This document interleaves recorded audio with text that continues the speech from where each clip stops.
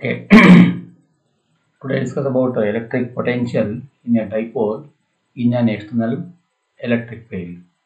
You know the electric dipole in the earlier chapter.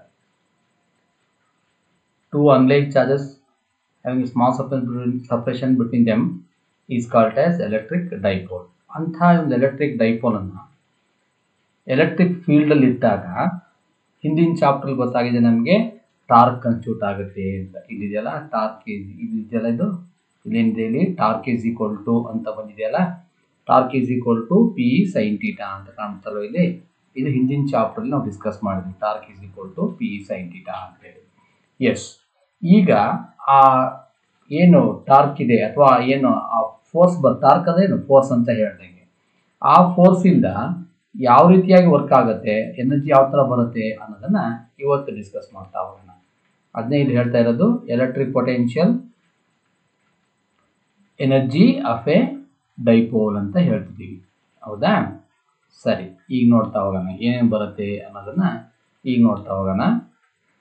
ಇಲ್ಲಿ electric dipole moment P ಅಂತ ಬರ್ಕೊಂಡಿದ್ದೀವಿ. ಹೌದಾ? Dipole moment P ಅಂತ ಇದೆ. Place in electric field E making an angle theta with the direction of electric field intensity E. The torque acts on the dipole which is given by torque is equal to P sin theta ಅಂತಿದೆ. ಕಾಣ್ತಿದೆಯಲ್ವಾ? ಸರಿ, ಹಾಗಿದ್ರೆ ಒಂದು electric dipole ಅನ್ನ electric field ಅಲ್ಲಿ ಇಟ್ಟಾಗ ಅದು ತಿರುಗುತ್ತೆ. Torque ಅಂದ್ರೇನು? Moment of force. Moment of force ಅಂದ್ರೆ ರೊಟೇಟ್ ಆಗೋದು ಅಂತ ಅರ್ಥ. ಅಂದರೆ ಇಲ್ಲಿರ್ತಕ್ಕಂಥ ಇದು ಎಲೆಕ್ಟ್ರಿಕ್ ಡೈಪೋಲ್ ಕಾಣ್ತಿಲ್ಲ, ಇದು ತಿರುಗುತ್ತೆ ಅಂತ ಅರ್ಥ. ಇದೇನಿದೆಯಲ್ಲ ಇದು ತಿರುಗುತ್ತೆ ಅಂತ. ಎಸ್, ಹಾಗಿದ್ರೆ ಈಗ ಹಿಂಗೆ ತಿರುಗಬೇಕಾದ್ರೆ ಡಿಸ್ಪ್ಲೇಸ್ಮೆಂಟ್ ಆಗುತ್ತೆ ಅಂತ ಅರ್ಥ. ಡಿಸ್ಪ್ಲೇಸ್ಮೆಂಟ್ ಆಗುತ್ತೆ ಅಂತ ಅರ್ಥ ಏನು? ವರ್ಕ್ ಆಗುತ್ತೆ ಅಂತ ಅರ್ಥ. ಹಾಗಿದ್ರೆ ನಾವು D W is the work done to rotate the dipole through an angle D theta. ಯಾಕೆ ಡಿ ಡಬ್ಲ್ಯೂ ತಗೊಂಡ್ವಿ? ಕಂಪ್ಲೀಟ್ ರೊಟೇಟ್ ಆದರೆ 360 ಡಿಗ್ರಿ ಆಗುತ್ತೆ. ಅದೆಷ್ಟು ರೇಟ್ ಆಗುತ್ತೆ ಅಂತ ನಮ್ಗೆ ಗೊತ್ತಿಲ್ಲ. ಹಾಗಾಗಿ ಇಂಡೆಫಿನೆಟ್ ಆಗಿದ್ದು ಏನು ಮಾಡಿದ್ದೀವಿ, ಇಲ್ಲಿ ನಾವು small amount of work done ಅನ್ನ ತಗೊಂಡಿದ್ದೀವಿ. ಡಿ ಡಬ್ಲ್ಯೂ ಅಂತ ತಗೊಂಡು ಕಾಣ್ತಿದ್ದಾರೆ, ಡಿ ಡಬ್ಲ್ಯೂ ಅಂತ ಕಾಣ್ತಿದೆಯಲ್ಲ, ಈ ಡಿ ಡಬ್ಲ್ಯೂ ತಗೊಂಡಿದ್ದೀವಿ. ಹಾಗಿದ್ರೆ work done is equal to ಏನು? Force into displacement. ಇದು ರೊಟೇಷನಲ್ ಮೋಷನ್ ಆಗಿರೋದ್ರಿಂದ ರೊಟೇಷನಲ್ ಮೋಷನ್ಸ್ ಅಲ್ಲಿ ಫೋರ್ಸ್ಗೆ ಅಂತ ಕರಿತೀವಿ ನಾವು? ಟಾರ್ಕ್ ಅಂತ ಕರಿತೀವಿ. ಇಲ್ಲಿ ಕಾಣುತ್ತಲ್ಲ, ಇದು ಟಾರ್ಕ್ ಅಂತ ಕರಿತೀವಿ. ಹಾಗಿದ್ರೆ D W is equal to force ಅಂದ್ರೆ ಟಾರ್ಕು, ಡಿಸ್ಪ್ಲೇಸ್ಮೆಂಟ್ ಅಂದ್ರೆ ಡಿ ಥೀಟಾ. ಹಾಗಾಗಿ ಟಾರ್ಕ್ ಇಂಟು ಡಿ ಥೀಟಾ ಅಂತ ಬರ್ಕೊಂಡಿದ್ವಿ. ಟಾರ್ಕ್ ಈಸ್ ಈಕ್ವಲ್ ಟು ಏನಿದೆ? P sine theta. ಅದನ್ನ ಇಲ್ಲಿ ಪಿ ಸೈನ್ ಥೀಟಾ ಅಂತ ಸಬ್ಸ್ಟಿಟ್ಯೂಟ್ ಮಾಡ್ಕೊಂಡ್ವಿ. P sine theta into D theta ಅಂತ ಹೇಳಿ. ಎಸ್, ಹಾಗಿದ್ರೆ work done in rotating the dipole moment from 0 to O to Y as shown in the position. ಇಲ್ಲಿ O ಕಾಣ್ತಿದೆಯಲ್ವಾ? ಹೀಗೆ electric dipole ಇದೆ. ಇದು ಹಿಂಗೆ ತಿರುಗ್ತಾ ತಿರುಗ್ತಾ ಇಲ್ಲಿವರೆಗೆ ಬರುತ್ತೆ ಅಂತ ಅರ್ಥ. ಅಂದರೆ ಇಲ್ಲಿಂದ ಇಲ್ಲಿವರೆಗೆ ವೈವರೆಗೆ ಬರುತ್ತೆ ಅಂತ ಅರ್ಥ. ಇಲ್ಲಿಂದ ಇಲ್ಲಿ ತಿರುಗುತ್ತೆ ಅಂತಾದರೆ 0 ಇಂದ, ಅಂದರೆ ಇದು ಹೀಗಿತ್ತು ಅಂತ ಅನ್ನ, ಈ ಡೈರೆಕ್ಷನ್ಸ್ ಅಲ್ಲಿ ಇತ್ತು ಅಂತ ಅನ್ಕೊಳ್ಳೋಣ. ಹೀಗಿತ್ತಂದ್ರೆ ಥೀಟಾ ಇಸ್ ಈಕ್ವಲ್ ಟು 0.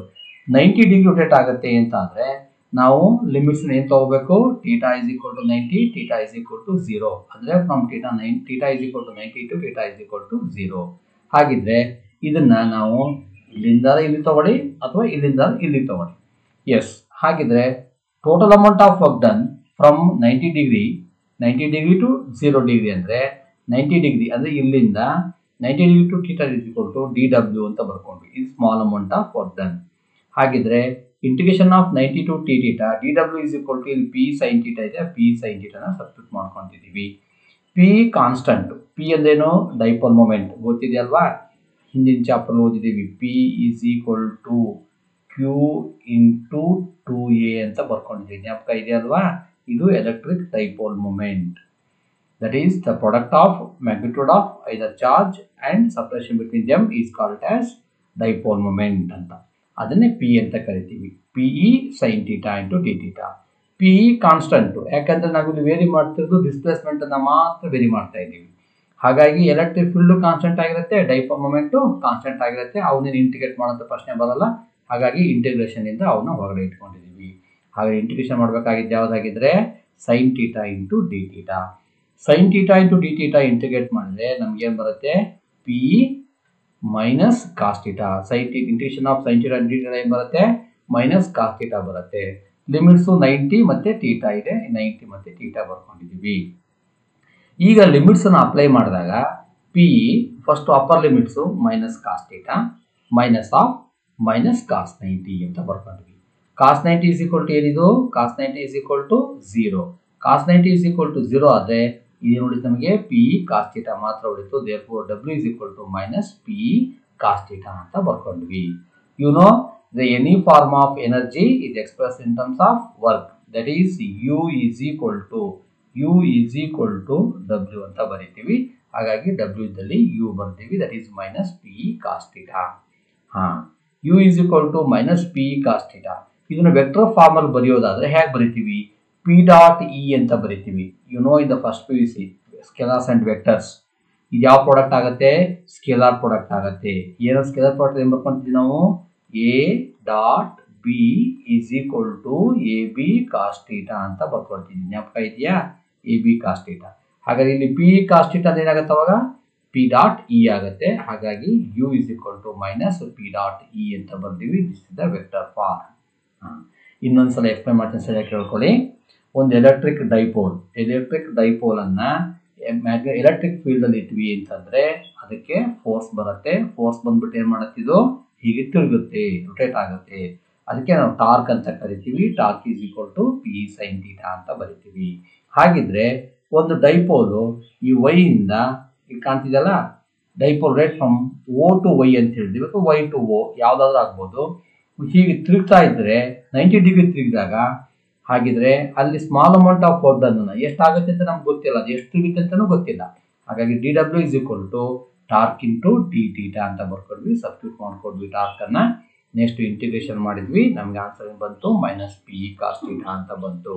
ಹಾಗಿದ್ರೆ energy is always express in terms of work ಅಂತ ಆಗಿರೋದ್ರಿಂದ U is equal to minus P cos theta. This is the electric potential energy of a dipole ಅಂತ ಕರಿತೀವಿ. ಥೀಟಾ ಇಸ್ ಈಕ್ವಲ್ ಟು 0 ಆಯಿತು ಅಂತ ಅನ್ಕೊಳ್ಳೋಣ. ಅವಾಗ ಏನಾಗುತ್ತೆ, cos 0 is equal to 1, U is equal to minus P ಆಗುತ್ತೆ. ಅರ್ಥ ಆಗುತ್ತಾ. Theta is equal to 90 degree ಆಯಿತು ಅಂತ ಅನ್ಕೊಳ್ಳೋಣ. ಕಾಸ್ 90 ಇಸ್ ಈಕ್ವಲ್ ಟು ಏನಾಗುತ್ತೆ, ಅವಾಗ 0 ಆಗುತ್ತೆ, ಯು ಇಸ್ ಈಕ್ವಲ್ ಟು 0 ಆಗುತ್ತೆ. ಹೀಗೆ ನಾವೇನು ಮಾಡ್ತೀವಿ ಅಂತಂದ್ರೆ ಇದನ್ನ ಈ ಎಕ್ಸ್ಪ್ರೆಷನ್ಸ್ ಏನಿದೆಯಲ್ಲ, ಈ ಎಕ್ಸ್ಪ್ರೆಷನ್ಸ್ ಅನ್ನ potential energy of a dipole ಅಂತನ್ನ ಹೇಳ್ತೀವಿ. ಎಕ್ಸ್ಟರ್ನಲ್ ಎಲೆಕ್ಟ್ರಿಕ್ ಫೀಲ್ಡ್ ಇಟ್ಟಾಗ ಆಗ್ತಕ್ಕಂಥದ್ದನ್ನ ಎಕ್ಸ್ಪ್ರೆಸ್ ಮಾಡ್ತೀವಿ. Next let us come to the electrostatic conductors ಅಂತ ಬರ್ಕೊಂಡ್ವಿ. ಎಲೆಕ್ಟ್ರೋಸ್ಟ್ಯಾಟಿಕ್ ಕಂಡಕ್ಟರ್ಸ್, ಈ ಎಲೆಕ್ಟ್ರೋಸ್ಟ್ಯಾಟಿಕ್ಸ್ ಕಂಡಕ್ಟರ್ ಅಂದ್ರೆ when a metallic conductor is placed in an electric field, there is a momentary flow of charges, that is a free electrons. ಯಾವುದೇ ಒಂದು metal ತಗೊಂಡ್ರೆ, ಒಂದು metal ಹಿಂಗೆ ತಗೊಂಡ್ವಿ ಅಂತ ಅನ್ಕೊಳ್ಳೋಣ, ಒಂದು ಮೆಟಲ್ ಅನ್ನು ಹೀಗೆ ತಗೊಂಡ್ವಿ ಅಂತ ಅನ್ಕೊಳ್ಳೋಣ. ಈ ಮೆಟಲ್ ಒಳಗಡೆ ಏನಿರ್ತವೆ, ನಂಬರ್ ಆಫ್ ಫ್ರೀ ಎಲೆಕ್ಟ್ರಾನ್ಸ್ಗಳು ಇರ್ತವೆ. ಹೀಗೆ ಫ್ರೀ ಎಲೆಕ್ಟ್ರಾನ್ಸ್ಗಳು ಇರ್ತವೆ. ಈ ಫ್ರೀ ಎಲೆಕ್ಟ್ರಾನ್ಸ್ಗಳು ಏನು ಮಾಡ್ತೇವೆ, momentary flow of charges. Once a flow of charges ceases, ಎಲೆಕ್ಟ್ರಾನ್ಸ್ಗಳು ರ್ಯಾಂಡಮ್ ಆಗಿ ಓಡಾಡ್ಕೊಂಡಿರ್ತವೆ. ಈ ಒಂದ್ಸಲ ಓಡಾಡತಕ್ಕಂಥ ಎಲೆಕ್ಟ್ರಾನ್ಸ್ಗಳು ನಿಂತ್ಕೊಂಡು ಅಂದ್ರೆ ಸೀಸ್ ಆದ್ವು ಅಂತ ಅನ್ಕೊಂಡು. ಯಾವಾಗ ಸೀಸ್ ಆಗುತ್ತೆ ಇದು, ಎಲೆಕ್ಟ್ರಿಕ್ ಫೀಲ್ಡ್ ಕೊಟ್ಟಾಗ. ಎಲೆಕ್ಟ್ರಿಕ್ ಫೀಲ್ಡ್ ಕೊಡ್ಲಿಲ್ಲ ಅಂದ್ರೆ ಒಂದು ಕಂಡಕ್ಟರ್ ಇರ್ತಕ್ಕಂಥ ಎಲೆಕ್ಟ್ರಾನ್ಸ್ಗಳು ಹಾಗೆ ರ್ಯಾಂಡಮ್ ಆಗಿ ಓಡ್ಕೊಂಡಿರುತ್ತೆ. ಒಂದು ಮೆಟಲ್ ಸ್ಟ್ರಿಪ್ ಯಾವುದೇ ಆಗಿರ್ಬೋದು, ಕಬ್ಬಿಣದಾಗಿರ್ಬೋದು, ತಾಮ್ರದಾಗಿರ್ಬೋದು, ಅದನ್ನ ತಗೊಂಡು ಎಲೆಕ್ಟ್ರಿಕ್ ಫೀಲ್ಡ್ ಇಟ್ವಿ ಅಂತಂದ್ರೆ ಇಡೋಕ್ಕಿಂತ ಮೊದಲು ಎಲ್ಲ ಫ್ರೀ ಎಲೆಕ್ಟ್ರಾನ್ಸ್ಗಳು ರ್ಯಾಂಡಮ್ ಆಗಿ ಒಳಗಡೆ ಓಡ್ಕೊಂಡಿರ್ತವೆ. ಯಾವಾಗ ಇಟ್ವಿ ಇವೆಲ್ಲವೂ ಏನಾಗ್ಬಿಡ್ತವೆ, ಇದ್ದಲ್ಲೇ ಇದ್ದಂಗೆ ಬಿಡ್ತವೆ, ಸೀಸ್ ಆಗ್ಬಿಡ್ತವೆ ಅಂತ ಹೇಳ್ತೀವಿ. Once the flow of charges ceases, the conductor is said to be electrostatic equilibrium. ಅಂದ್ರೆ ಯಾವಾಗ ಏನಾಗುತ್ತೆ, ಇದನ್ನ ನಾವೇನ್ ಕರಿತೀವಿ ಅಂತಂದ್ರೆ ಎಲೆಕ್ಟ್ರೋಸ್ಟ್ಯಾಟಿಕ್ ಇಕ್ವಿಲಿಬ್ರಿಯಂ ಕಂಡೀಷನ್ಸ್ ಇದೆ ಅಂತ. Under the condition of electrostatic equilibrium a conductor has a following properties. ಹಾಗಾದಾಗ ಅದಕ್ಕೆ ಕೆಲವೊಂದು ಪ್ರಾಪರ್ಟಿ ಬರ್ತವೆ. ಏನು, the net charge inside the conductor is 0. ಯಾವಾಗ ಇವೆಲ್ಲ ಚಾರ್ಜ್ಗಳು ಎಲೆಕ್ಟ್ರಾನ್ಗಳು ಸೀಸ್ ಆಯಿತು ಅಂದರೆ ಅವಾಗ ನೆಟ್ ಚಾರ್ಜು 0 ಆಗಿರುತ್ತೆ. The net electric field inside the conductor is 0 ಅಂತ ಹೇಳ್ತಿದ್ದೀವಿ. ಅಂದರೆ ಎಲ್ಲಿ ಚಾರ್ಜ್ ಇರೋದಿಲ್ವೋ ಅಲ್ಲಿ ಫೀಲ್ಡ್ ಇರಲ್ಲ. ಯಾಕೆಂದರೆ ಚಾರ್ಜ್ ಇದ್ರೆ ಮಾತ್ರ ಸುತ್ತಲೂ ಫೀಲ್ಡ್ ಬರುತ್ತೆ. ಹಾಗಾಗಿ ಏನಾಗುತ್ತೆ, ಚಾರ್ಜೇ ಇಲ್ಲ ಅಂತಂದಾಗ, ನೆಟ್ ಚಾರ್ಜೇ ಇಲ್ಲ ಅಂದಾಗ ನೆಟ್ ಎಲೆಕ್ಟ್ರಿಕ್ ಫೀಲ್ಡು 0 ಆಗಿರುತ್ತೆ.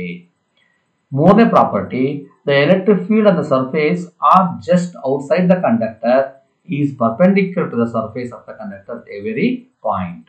ಹಾಗೆ ಈ ಸರ್ಫೇಸ್ ಮೇಲೆ ಇರ್ತಕ್ಕಂಥ ಚಾರ್ಜ್ಗಳು ಇಲ್ಲಿದ್ದಾವೆ ಅಂತ ಅನ್ಕೊಳ್ಳೋಣ, ಇಲ್ಲಿದೆ ಅಂತ ಅನ್ಕೊಳ್ಳೋಣ, ಪ್ಲಸ್ ಚಾರ್ಜ್ ಇದೆ ಅಂತ ಅನ್ಕೊಳ್ಳೋಣ, ಹೀಗೆ ಪ್ಲಸ್ ಇದೆ ಅಂತ ಅನ್ಕೊಳ್ಳೋಣ. ಹೀಗೆ ಪ್ಲಸ್ ಚಾರ್ಜ್ ಇದು ಕಂಡಕ್ಟರ್ ಹೊರಗಡೆ ಇದ್ದಾವೆ, ಔಟ್ಸೈಡ್ ದ ಕಂಡಕ್ಟರ್ ಅಂತ ಕರಿತೀವಿ. ಹೀಗಿದ್ದಾಗ ಏನಾಗುತ್ತೆ ಅಂದರೆ ಇದರಿಂದ ಫೀಲ್ಡ್ ಬರುತ್ತೆ. ಈ ಫೀಲ್ಡ್ ಯಾವಾಗಲೂ ಏನಾಗಿರುತ್ತೆ ಅಂದರೆ ಹೀಗೆ ಪರ್ಪೆಂಡಿಕ್ಯುಲರ್ ಆಗಿರುತ್ತೆ. ಹೀಗೆ ಚಾರ್ಜಿಂದ ಹಿಂಗೆ ಪರ್ಪೆಂಡಿಕ್ಯುಲರ್ ಆಗಿರುತ್ತೆ. ಎಲ್ಲೇ ಚಾರ್ಜ್ ಇರಲಿ ಹೀಗಿತ್ತಾ ಈ ಚಾರ್ಜಿಂದ ಹೀಗೆ ಪರ್ಪೆಂಡಿಕ್ಯುಲರ್ ಆಗಿ ಬರುತ್ತೆ. ಹೀಗೆ ಔಟ್ಸೈಡ್ ದ ಕಂಡಕ್ಟರ್ ಇರ್ತಕ್ಕಂಥ ಚಾರ್ಜ್ಗಳಿಂದ ಮಾತ್ರ ಏನಾಗುತ್ತೆ ಅಂದರೆ ಎಲೆಕ್ಟ್ರಿಕ್ ಫೀಲ್ಡ್ ಬರ್ತದೆ. That field is always perpendicular. ಇದನ್ನು ನಾವು ಹಿಂದಿನ ಚಾಪ್ಟರ್ಲಿ ಗಾಸ್ ಕ್ಲಾಸಲ್ಲಿ ಓದಿದ್ದೀವಿ, ಅದನ್ನೇ ಇಲ್ಲಿ ಹೇಳಿದ್ದೀವಿ. Then the magnitude of electric field just outside the charge conductor is sigma by epsilon naught. ಈ ಹೊರಗಡೆ ಇರ್ತಕ್ಕಂಥ ಚಾರ್ಜಸ್ಗಳು ಏನಿದಾವೆ ಈ ಚಾರ್ಜ್ಗಳಿಂದ ಬರ್ತಕ್ಕಂಥ ಎಲೆಕ್ಟ್ರಿಕ್ ಫೀಲ್ಡ್ ಅನ್ನ magnitude of electric field, magnitude ಅಂದ್ರೆ ಪ್ರಮಾಣ ಎಷ್ಟಿರುತ್ತೆ ಅಂದ್ರೆ E is equal to ಇಲ್ಲಿ ಬರ್ದೇವಲ್ಲ E is equal to sigma by epsilon naught. Sigma ಅಂದ್ರೇನು? Surface charge density. ಹಿಂದಿನ ಚಾಪ್ಟರ್ ನೋಡಿದೀವಿ. ಚಾರ್ಜ್ ಪರ್ ಯೂನಿಟ್ ಏರಿಯಾ ಅಂತ ಕರಿತೀವಿ, TS ಅಂತ ಕರಿತೀವಿ, ಅಥವಾ ಅಂತ ಕರಿತೀವಿ Q ಡಿವೈಡ್ ಬೈ A ಅಂತ ಕರಿತೀವಿ. This is sigma by epsilon naught ಅಂತ ಕರಿತೀವಿ. ಅಂದ್ರೆ ಒಳಗಡೆ ಇರ್ತಕ್ಕಂಥ ಚಾರ್ಜ್ಗಳು ಸೀಸ್ ಆದವು, ಹಾಗಾಗಿ ಒಳಗಡೆ ಎಲೆಕ್ಟ್ರಿಕ್ ಫೀಲ್ಡ್ ಇಲ್ಲ. ಹೊರಗಡೆ ಸರ್ಫೇಸ್ ಮೇಲೆ ಇರ್ತಕ್ಕಂಥ ಚಾರ್ಜ್ಗಳು ಎಲೆಕ್ಟ್ರಿಕ್ ಫೀಲ್ಡ್ ಇರುತ್ತೆ. ಆ ಎಲೆಕ್ಟ್ರಿಕ್ ಫೀಲ್ಡ್ ಯಾವಾಗಲೂ ಪರ್ಪೆಂಡಿಕ್ಯುಲರ್ ಆಗಿರುತ್ತೆ. ಮತ್ತೆ ಆ ಎಷ್ಟಿರುತ್ತೆ ಎಲೆಕ್ಟ್ರಿಕ್ ಫೀಲ್ಡ್ ಅನ್ನೋದನ್ನ ಹೇಳಬೇಕಾದ್ರೆ ಸಿಗ್ಮಾ ಬೈ ಎಪ್ಸಿಲಾನ್ ನಾಟ್ ಅನ್ನೋದನ್ನ ನಾವು ಎಕ್ಸ್ಪ್ರೆಸ್ ಮಾಡ್ತೀವಿ. Next, electric potential is the same at the surface and inside charge not. ಇದು ಆಲ್ರೆಡಿ ಹೇಳಿದ್ದೀನಿ. ಯಾವಾಗ ಸರ್ಫೇಸ್ ಮೇಲೆ ಚಾರ್ಜ್ಗಳು ಇರ್ತವೆ, ಇಲ್ಲಿ ಸರ್ಫೇಸ್ ಮೇಲೆ ಮಾತ್ರ ಚಾರ್ಜ್ ಇರುತ್ತೆ ಅಂತಂದ್ರೆ, ಇಲ್ಲಿ ಒಳಗಡೆ ಚಾರ್ಜ್ ಇಲ್ಲ ಅಂತಂದ್ರೆ ಫೀಲ್ಡ್ ಇರಲ್ಲ ಅಂತಂದ್ರೆ ಪೊಟೆನ್ಷಿಯಲ್ ಇರಲ್ಲ. ಯಾಕೆ ಅಂತಂದ್ರೆ ನಾವು ಆಲ್ರೆಡಿ ಡೆರಿವೇಶನ್ ಮಾಡಿದೀವಿ. ಏನಂತ ಮಾಡಿದೀವಿ? E is equal to minus dV divided by dr ಅಂತ ಕರ್ಕೊಂಡಿದೀವಿ. ಒಳಗಡೆ ಚಾರ್ಜೇ ಇರಲ್ಲ ಅಂತಂದ್ರೆ ಫೀಲ್ಡೇ ಇರಲ್ಲ, ಈ ಈನೇ ಇರಲ್ಲ. ಈ ಫೀಲ್ಡೇ ಇರಲ್ಲ ಅಂದ್ರೆ ಅಲ್ಲಿ ಪೊಟೆನ್ಷಿಯಲ್ ಇರಲ್ಲ. ಹಾಗಾಗಿ ಏನಾಗುತ್ತೆ, ಪೊಟೆನ್ಷಿಯಲ್ ಬಗ್ಗೆ ನಾವು ಏನ್ ಹೇಳ್ತೀವಿ ಅಂತಂದ್ರೆ, ಈ ಸರ್ಫೇಸ್ ಮೇಲೆ ಏನ್ ಪೊಟೆನ್ಷಿಯಲ್ ಇರುತ್ತೋ ಒಳಗಡೆನೂ ಅಷ್ಟೇ ಪೊಟೆನ್ಷಿಯಲ್ ಇರುತ್ತೆ. ಇನ್ ಕೇಸ್ ಇಲ್ಲಿ ಅಕಸ್ಮಾತ್ ಒಳಗಡೆ ಪೊಟೆನ್ಷಿಯಲ್ 0 ಆಗಿತ್ತು ಅಂತ ಅನ್ಕೋಣ, ಫೀಲ್ಡ್ 0 ಆಗಿರುತ್ತೆ, ಆದ್ರೆ ಪೊಟೆನ್ಷಿಯಲ್ 0 ಆಗಿರಲ್ಲ. ಇಲ್ಲಿ ಫೀಲ್ಡ್ 0 ಆಗಿತ್ತು, ಫೀಲ್ಡ್ 0 ಆಗಿರುತ್ತೆ, ಆದ್ರೆ ಪೊಟೆನ್ಷಿಯಲ್ 0 ಆಗಿರಲ್ಲ. ಪೊಟೆನ್ಷಿಯಲ್ 0 ಆಗಿದ್ರೆ ಈ ಚಾರ್ಜ್ ಒಳಗಡೆಗೆ ಮೂವ್ ಆಗ್ಬಿಡ್ತಿತ್ತು. ಆವಾಗ ನಾವು ಇಲ್ಲೇನ್ ಬರ್ಕೊಂಡಿದೀವಿ, ಇದೆಲ್ಲ ತಪ್ಪಾಗ್ತಿತ್ತು. ಈ ಒಳಗಡೆ ನೆಟ್ ಚಾರ್ಜ್ 0 ಆಗಿದ್ದ ಅರ್ಥ ಏನು ಅಂತಂದ್ರೆ, ಈ ಚಾರ್ಜ್ ಯಾವುದೇ ಕಾರಣಕ್ಕೂ ಒಳಗಡೆ ಎಂಟರ್ ಆಗ್ತಾ ಇಲ್ಲ. ಅಂದ್ರೆ ಒಳಗಡೆ ಎಂಟರ್ ಆಗ್ತಿಲ್ಲ ಅಂದ್ರೆ ಪೊಟೆನ್ಷಿಯಲ್ ಡಿಫರೆನ್ಸ್ ಇಲ್ಲ. ಇಲ್ಲಿ ಎಷ್ಟು ಪೊಟೆನ್ಷಿಯಲ್ ಇದೆಯೋ ಅಷ್ಟೇ ಪೊಟೆನ್ಷಿಯಲ್ ಒಳಗಡೆನೂ ಇದೆ. ಅದಕ್ಕೆ ಹೇಳೋದು ನಾವು ಪೊಟೆನ್ಷಿಯಲ್. ಇಲ್ಲಿ 5ನೇ ಪಾಯಿಂಟ್ ಏನು ಹೇಳಿದ್ವಲ್ಲ, the electric potential is the same constant surface and the inside the charge conductor ಅಂತ ಕರ್ಕೊಂಡಿದ್ದೀವಿ. ನೆಕ್ಸ್ಟ್, ಎಲೆಕ್ಟ್ರೋಸ್ಟಾಟಿಕ್ ಶೀಲ್ಡಿಂಗ್ ಅಂತ ಕರಿತೀವಿ. ಇದನ್ನ ಎಲ್ಲಿ ಯೂಸ್ ಮಾಡ್ತಾರೆ ಅಂತ ಮೊದಲು ಹೇಳ್ಬಿಡ್ತೀನಿ ನಿಮಗೆ, ಆಮೇಲೆ ಇದಕ್ಕೆ ಡಿಸ್ಕಸ್ಗೆ ಬರೋಣ.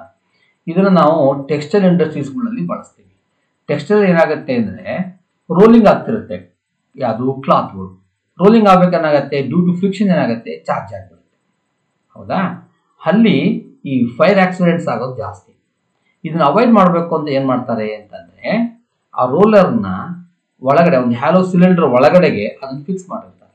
ಅಂದ್ರೆ ನಮ್ಗೆ ಗೊತ್ತಾಗಿದೆ, ಮೇಲ್ಗಡೆ ಗೊತ್ತಾಗಿದೆ ನಮಗೆ, ಒಳಗಡೆ ಯಾವುದೇ ಕಾರಣಕ್ಕೂ ಚಾರ್ಜ್ ಇರಲ್ಲ, ಫೀಲ್ಡ್ ಇರಲ್ಲ, ಅಲ್ಲಿ ಯಾವುದೇ ಏನು ಎಫೆಕ್ಟ್ ಆಗಲ್ಲ ಅಂತ. ಅದಕ್ಕೆ ಏನ್ ಮಾಡ್ತಾರೆ ಅಂದ್ರೆ, the electric field inside the hollow conductor is 0.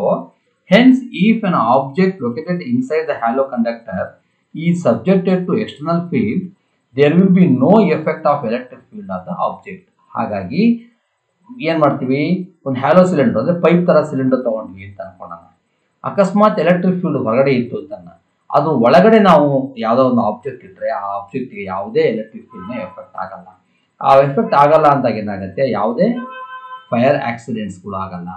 ಇಲ್ಲ ಅಂದ್ಬಿಟ್ರೆ ಏನಾಗುತ್ತೆ, ನೋಡಿರ್ಬೋದು ನೀವು ಟೆಕ್ಸ್ಟೈಲ್ ಇಂಡಸ್ಟ್ರೀಸ್ಗಳಲ್ಲಿ ಏನಾಗುತ್ತೆ, ಕ್ಲಾತ್ಗಳು ರೊಟೇಟ್ ಆಗಬೇಕಾದ್ರೆ, ರೋಲಿಂಗ್ ಆಗಬೇಕಾದ್ರೆ ಫ್ರಿಕ್ಷನ್ ಆಗೋದ್ರ ಮೂಲಕ ಚಾರ್ಜ್ ಆಗಿಬಿಟ್ಟು ಫೈರ್ ಆಕ್ಸಿಡೆಂಟ್ಸ್ ಆಗುತ್ತೆ. ಅಲ್ಲಿ ಅವಾಯ್ಡ್ ಮಾಡೋಕ್ಕೆ ಏನು ಮಾಡ್ತಾರೆ ಅಂತಂದ್ರೆ, ಈ ಹ್ಯಾಲೋ ಸಿಲಿಂಡರ್ಸ್ಗಳನ್ನ ಬಳಸ್ತಾರೆ. ಹ್ಯಾಲೋ ಸಿಲಿಂಡರ್ಸ್ಗಳು ಮೇಲ್ಗಡೆ ಫೀಲ್ಡ್ ಇರುತ್ತೆ, ಒಳಗಡೆ ಫೀಲ್ಡ್ ಇರಲ್ಲ, ಆಬ್ಜೆಕ್ಟ್ಗೆ ಏನು ಎಫೆಕ್ಟ್ ಆಗಲ್ಲ. ಈಸಿಯಾಗಿ ಏನಾಗ್ಬೋದು, ನಾವು ಇಂಥ ಆಕ್ಸಿಡೆಂಟ್ಸ್ಗಳನ್ನ ತಪ್ಪಿಸ್ಬೋದು. Thus the halo conductor shields the object from external electric field. The halo conductor ಏನು ಮಾಡ್ತು ಅಂತಂದ್ರೆ, ಏನು ಎಕ್ಸ್ಟರ್ನಲ್ ಎಲೆಕ್ಟ್ರಿಕ್ ಫೀಲ್ಡ್ ಏನು ಮಾಡುತ್ತೆ, ಶೀಲ್ಡ್ ಮಾಡುತ್ತೆ, ಯಾವುದೇ ಕಾರಣಕ್ಕೂ ಅದು ಎಫೆಕ್ಟ್ ಅನ್ನ ಆಗದಂಗೆ ನೋಡ್ಕೊಳ್ಳುತ್ತೆ ಅನ್ನೋದನ್ನ ಹೇಳ್ತೀವಿ. Therefore protecting an object by external electric field by placing it inside the halo conductor is called electrostatic shielding. ಹಿಂಗೆ ಮಾಡೋದನ್ನ ನಾವು ಏನು ಕರಿತೀವಿ ಅಂತಂದ್ರೆ ಎಲೆಕ್ಟ್ರೋಸ್ಟಾಟಿಕ್ ಶೀಲ್ಡಿಂಗ್ ಅಂತ ಕರಿತೀವಿ. Protecting the object by external electric field, ಯಾವುದೇ ಎಕ್ಸ್ಟರ್ನಲ್ ಫೀಲ್ಡ್ ಎಫೆಕ್ಟ್ ಆಗದ ಹಾಗೆ ಒಂದು ಆಬ್ಜೆಕ್ಟ್ ಅನ್ನು ನಾವು ಪ್ಲೇಸ್ ಮಾಡಬೇಕು ಅಂತಂದ್ರೆ ಅವಾಗ ಏನ್ ಮಾಡ್ತೀವಿ ಅಂದ್ರೆ placing it inside A hello conductor is called as electrostatic. It is use in the ಎಲ್ಲಿ ಯೂಸ್ ಮಾಡ್ತಾರೆ the protective sensitive instruments from outside the electrical influence. ಯಾವುದೇ ಇನ್ಫ್ಲೂಯೆನ್ಸ್ ಆಗದ ಹಾಗೆ ನೋಡ್ಕೊಳ್ಳೋಕೆ ಏನ್ ಮಾಡ್ತಾರೆ ಅಂತಂದ್ರೆ ಈ ತರವಾಗಿರ್ತಕ್ಕಂಥನ ಯೂಸ್ ಮಾಡ್ತಾರೆ. The in design of TV cables, ಈ ಆಪ್ಟಿಕಲ್ ಫೈಬರ್ಸ್ ಅಥವಾ ಟಿವಿ ಕೇಬಲ್ಸ್ಗಳು ಏನಿರ್ತಾವಲ್ಲ ಆ ಟಿವಿ ಕೇಬಲ್ಸ್ಗಳನ್ನ ಈ ತರ ಶೀಲ್ಡಿಂಗ್ ಮಾಡಿಬಿಟ್ಟು ದಪ್ಪ ಮಾಡಿ ಒಳಗಡೆ ಎಲೆಕ್ಟ್ರಿಕ್ ಕೇಬಲ್ಸ್ಗಳು ಹೋಗ್ತಾರೆ, ಹೊರಗಡೆ ಎಕ್ಸ್ಟರ್ನಲ್ ಎಲೆಕ್ಟ್ರಿಕ್ ಫೀಲ್ಡ್ ಯಾವುದೇ ಎಫೆಕ್ಟ್ ಆಗ್ಬಾರ್ದು ಅನ್ನೋದನ್ನು ಮಾಡ್ತಾರೆ. ಟೆಕ್ಸ್ಚರ್ ಇಂಡಸ್ಟ್ರೀಸ್ಗಳು ಯೂಸ್ ಮಾಡ್ತಾರೆ. ಒಟ್ಟಾರೆ ಎಲ್ಲಿ ಎಲೆಕ್ಟ್ರಿಕ್ ಫೀಲ್ಡ್ ಜನರೇಟ್ ಆಗುತ್ತೆ, ಎಲೆಕ್ಟ್ರಿಕ್ ಫೀಲ್ಡ್ ಇರುತ್ತೆ, ಅಲ್ಲಿ ಆಬ್ಜೆಕ್ಟ್ ಏನೂ ಆಗಬಾರ್ದು ಅಂತಂದ್ರೆ ನಾವು ಈ ತರ ಮಾಡಬೇಕಾಗತ್ತೆ. ಇನ್ ಡಿಸೈನ್ ಆಫ್ ಟಿವಿ ಕೇಬಲ್ಸ್ ಅಂತ ಕರಿತೀವಿ. ಇದು ಎಲೆಕ್ಟ್ರೋಸ್ಟಾಟಿಕ್ ಶೀಲ್ಡಿಂಗ್ ಬಗ್ಗೆ 1 ಮಾರ್ಕಿಗೆ ಅಥವಾ CET ಎಕ್ಸಾಮ್ ಅಲ್ಲಿ ಇವುಗಳ ಮೇಲೆ ಪ್ರಶ್ನೆಗಳನ್ನು ಕೇಳ್ತಾರೆ. ಈಗ ಬರ್ತಕ್ಕಂಥದ್ದು ಬಹಳ ಇಂಟ್ರೆಸ್ಟಿಂಗ್ ಆಗಿರ್ತಕ್ಕಂಥದ್ದು ಮತ್ತೆ ಹೊಸ concept, dielectric in on electric field, polarisation of dielectric. Dielectric in electric field. What is dielectric? Dielectric ಅಂದ್ರೆ ಏನು? ಡೈಎಲೆಕ್ಟ್ರಿಕ್ ಅಂದ್ರೆ ಬೇರೆ ಏನೂ ಅಲ್ಲ, ದಟ್ಸ್ ಅ ಇನ್ಸುಲೇಟರ್. ಡೈಎಲೆಕ್ಟ್ರಿಕ್ ಅಂದ್ರೆ ಇನ್ಸುಲೇಟರ್. ಬಟ್ ಇನ್ಸುಲೇಟರ್ಸ್ ಅಲ್ಲೇ ಕೆಲವೊಂದು ಬೇರೆ ಕಾನ್ಸೆಪ್ಟ್ ಇದೆ, ಅದನ್ನು ಇಲ್ಲಿ ನಾವು ಡೈಎಲೆಕ್ಟ್ರಿಕ್ ಅಲ್ಲಿ ಓದ್ತಾ ಹೋಗ್ತೀವಿ. Insulator means it could not take any conductivity, ಇದು ಯಾವುದೇ ಕಾರಣ ಕಂಡಕ್ಟಿವಿಟಿ ತಗೊಳ್ಳಲ್ಲ ಯಾವುದು ಇನ್ಸುಲೇಟರ್ಸ್. ಆದ್ರೆ ಎಲೆಕ್ಟ್ರಿಕಲ್ ಎಫೆಕ್ಟ್ಸ್ ಅನ್ನ ಕೊಡ್ತಾರೆ, ಕಂಡಕ್ಟಿವಿಟಿ ಮಾಡಲ್ಲ ಅಷ್ಟೇ, ಕರೆಂಟ್ ಪಾಸ್ ಆಗಲ್ಲ ಅಷ್ಟೇ, ಅಷ್ಟು ಬಿಟ್ರೆ ಎಲೆಕ್ಟ್ರಿಕಲ್ ಎಫೆಕ್ಟ್ಸ್ ಅನ್ನ ಕೊಡುತ್ತೆ. ಹೇಗೆ ಕೊಡುತ್ತೆ? Look here. Dielectrics are insulator, they have no free electrons. Insulators ಅಲ್ಲಿ ಫ್ರೀ ಎಲೆಕ್ಟ್ರಾನ್ಸ್ಗಳು ಇರೋದೇ ಇಲ್ಲ, and hence do not conduct electricity ಮಾಡಲ್ಲ. However, they greatly affect the electric field in which they are placed. ಇಂಥ ಇನ್ಸುಲೇಟರ್ಸ್ಗಳನ್ನ ಎಲೆಕ್ಟ್ರಿಕ್ ಫೀಲ್ಡ್ ಇಟ್ಟಾಗ electrical effects ಅನ್ನ ಕೊಡ್ತವೆ.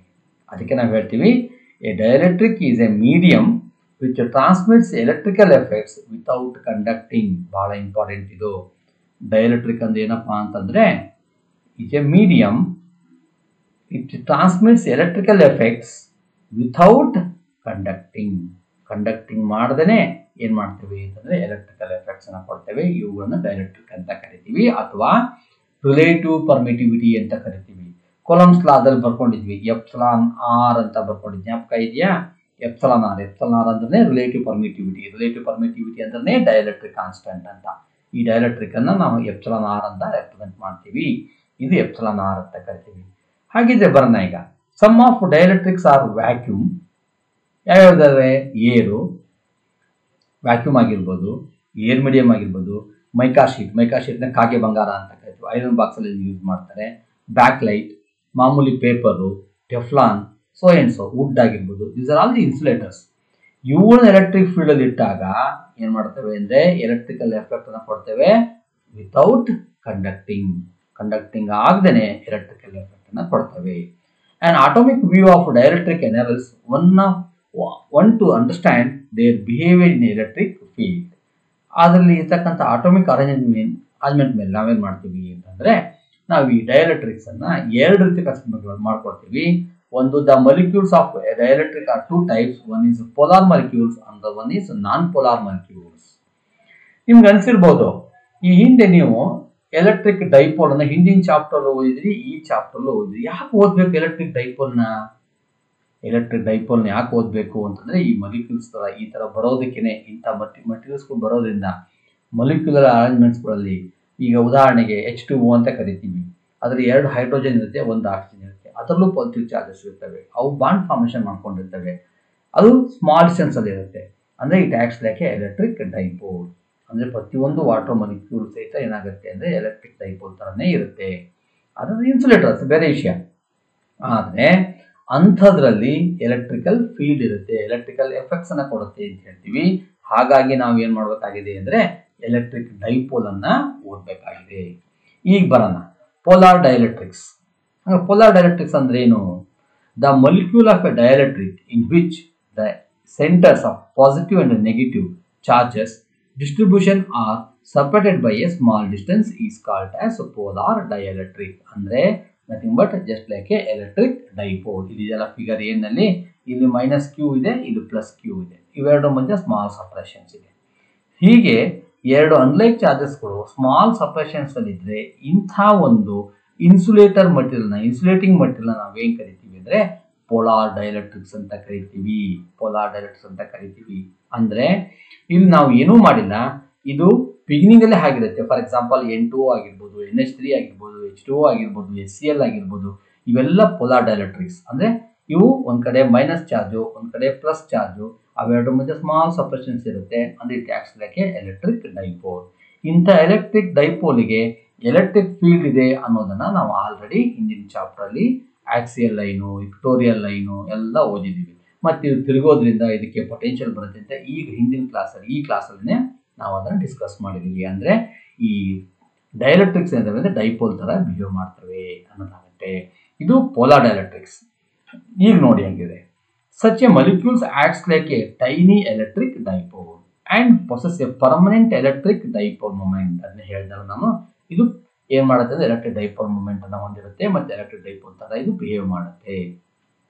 In the absence of external electric field, ನಾವು ಇಲ್ಲಿ ಯಾವ ಎಲೆಕ್ಟ್ರಿಕ್ ಫೀಲ್ಡ್ ಅನ್ನು ಕೊಟ್ಟಿಲ್ಲ.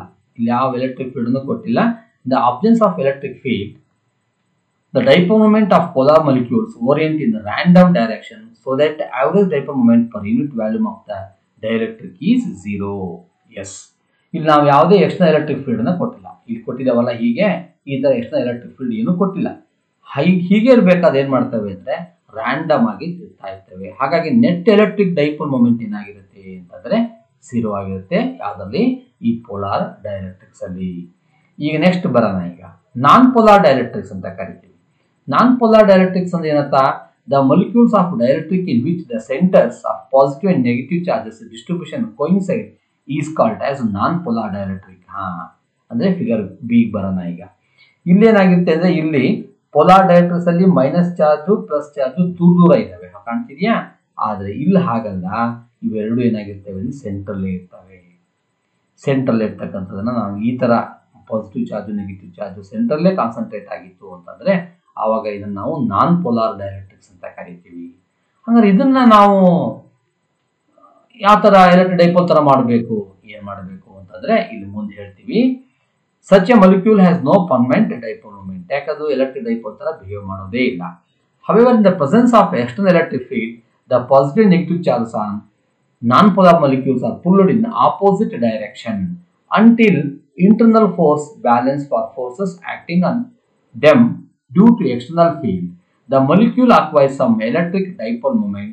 In the figure C, it is called as induced dipole moment. Yes, ಇಲ್ಲಿ ಮತ್ತೆ ಬನ್ನಿ. ಈಗ ನೋಡಿ ಹೀಗಿತ್ತಲ್ವಾ, ಇಲ್ಲಿ ಇದಕ್ಕೆ ನಾವು ಯಾವುದೇ ಎಕ್ಸ್ಟರ್ನಲ್ ಎಲೆಕ್ಟ್ರಿಕ್ ಫೀಲ್ಡ್ ಕೊಡೋದು ಬೇಡ, ಇದು ಮೊದಲೇ ಹಂಗೆ ಆಗ್ಬಿಟ್ಟಿರುತ್ತೆ. ಇಂಥ ನಾನ್ ಪೋಲಾರ್ ಡೈಎಲೆಕ್ಟ್ರಿಕ್ ಮೆಟೀರಿಯಲ್ಸ್ ಏನ್ ಮಾಡಬೇಕು? You have to apply some external electric field. External electric field ಕೊಟ್ಟ ತಕ್ಷಣ ಏನಾಗ್ಬಿಡುತ್ತೆ ಅಂತಂದ್ರೆ ಈ ನೆಗೆಟಿವ್ ಚಾರ್ಜ್ ಇಲ್ಲಿ ಬರುತ್ತೆ, ಈ ಪಾಸಿಟಿವ್ ಚಾರ್ಜ್ ಇಲ್ಲಿ ಬರುತ್ತೆ, ಸ್ಮಾಲ್ ಸಪ್ರೆಷನ್ಸ್ ಆಗುತ್ತೆ. ಆವಾಗ ಇದು ಸಹಿತ ಏನ್ ಮಾಡುತ್ತೆ ಅಂದ್ರೆ ಎಲೆಕ್ಟ್ರಿಕ್ ಡೈಪೋಲ್ ತರ ಬಿಹೇವ್ ಮಾಡುತ್ತೆ. ಇದಕ್ಕೆ ನಾವು ಇಂಡ್ಯೂಸ್ ಎಲೆಕ್ಟ್ರಿಕ್ ಡೈಪೋಲ್ ಮೂಮೆಂಟ್ ಅಂತ. ನಾವು ಇಂಡ್ಯೂಸ್ ಮಾಡೋದು, ನಾವು ಕ್ರಿಯೇಟ್ ಮಾಡೋದು ಎಲೆಕ್ಟ್ರಿಕ್ ಡೈಪೋಲ್ ಮೂಮೆಂಟ್ ಆಗಿ. ಇದು ಆಕ್ಚುಲಿ ಹೀಗಿರುತ್ತೆ. ಹೀಗಿದ್ದಾಗ ಏನು ಎಫೆಕ್ಟ್ ಇರಲ್ಲ. ನಾವು ಯಾವಾಗ ಎಕ್ಸ್ಟರ್ನಲ್ ಎಲೆಕ್ಟ್ರಿಕ್ ಫೀಲ್ಡ್ ಅನ್ನ ಕೊಡ್ತೀವಿ, ಕೊಟ್ಟ ತಕ್ಷಣ ಏನಾಗ್ತವೆ ನೆಗೆಟಿವ್ ಚಾರ್ಜ್. ನೋಡಿ ಇದು ಪಾಸಿಟಿವ್ ಅಂತ ಗೊತ್ತಲ್ಲ, electric lines are originate from positive charge end to negative charge ಅಂತ ಕರಿತೀವಿ. ಹಾಗಾಗಿ ಇದು ಪಾಸಿಟಿವ್ ಅಂದಾಗ ಏನ್ ಮಾಡುತ್ತೆ? It attracts negative. ಇದು ನೆಗೆಟಿವ್ ಏನ್ ಮಾಡುತ್ತೆ? It attracts positive charge. ಅಂದ್ರೆ ನೆಗೆಟಿವ್ ಮತ್ತೆ ಪಾಸಿಟಿವ್ ಏನಾಗುತ್ತೆ, ಎರಡು ಸಪ್ರೇಟ್ ಆಗುತ್ತೆ. ಹೀಗೆ ನಾವು ರೆಡಿ ಮಾಡೋದಕ್ಕೆ ಎಲೆಕ್ಟ್ರಿಕ್ ಡೈಪೋಲ್ ಮೂಮೆಂಟ್ ಅನ್ನ, ಎಲೆಕ್ಟ್ರಿಕ್ ಡೈಪೋಲ್ ನಾವು ರೆಡಿ ಮಾಡೋದಕ್ಕೆ ಇಂಡ್ಯೂಸ್ ಮಾಡಿದ್ವಿ ಅಂತ ಹೇಳ್ತೀವಿ. ಅದಕ್ಕೆ ಇದನ್ನ ಇಂಡ್ಯೂಸ್ ಎಲೆಕ್ಟ್ರಿಕ್ ಡೈಪೋಲ್ ಮೂಮೆಂಟ್ ಅಂತ ಕರಿತೀವಿ. ಇದನ್ನ ಇಂಡ್ಯೂಸ್ ಎಲೆಕ್ಟ್ರಿಕ್ ಡೈಪೋಲ್ ಮೂಮೆಂಟ್ ಅಂತ ಕರಿತೀವಿ. ಇಂಥ ಡೈಎಲೆಕ್ಟ್ರಿಕ್ ಮಟೀರಿಯಲ್ಸ್ ನಾವು ಏನ್ ಕರಿತೀವಿ ಅಂದ್ರೆ ನಾನ್ ಪೋಲಾರ್ ಡೈಎಲೆಕ್ಟ್ರಿಕ್ಸ್. ಇದು ಪೋಲಾರ್ ಡೈಎಲೆಕ್ಟ್ರಿಕ್ಸ್, ಇದು ನಾನ್ ಪೋಲಾರ್ ಡೈಎಲೆಕ್ಟ್ರಿಕ್ಸ್. ಇನ್ನು ಸಿಂಪಲ್ ಆಗಿ ಹೇಳ್ತೀನಿ ಕೇಳಿ. ಡೈಎಲೆಕ್ಟ್ರಿಕ್ ಅಂದ್ರೆ ಬೇರೆ ಏನೂ ಅಲ್ಲ, ಇನ್ಸುಲೇಟರು. ಅರ್ಥ ಆಯ್ತು ಹೇಳ್ತಿರೋದು? ಅದ್ರೊಳಗಡೆ ಯಾವುದೇ ಫ್ರೀ ಎಲೆಕ್ಟ್ರಾನ್ಸ್ಗಳು ಇರಲ್ಲ, ಹಾಗಾಗಿ ಅದು ಚಾರ್ಜ್ ಆಗಿರಲ್ಲ.